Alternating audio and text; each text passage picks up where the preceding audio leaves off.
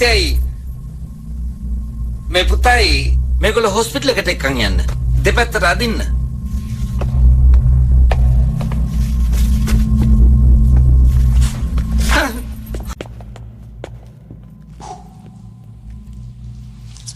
ඔන්න අපි යනවා.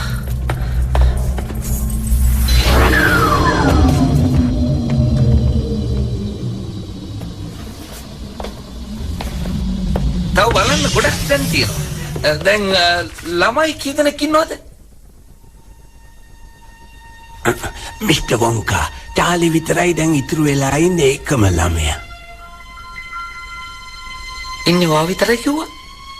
ඔව්. කොයි ඉතින් අනිත් අය? ඔයා නම් පුදුම ළමයෙක්. ඔයා දිනුවා. මට ඇත්තටම සන්තෝෂයි. මම ඔයාට සුබ පතනවා. ඔයා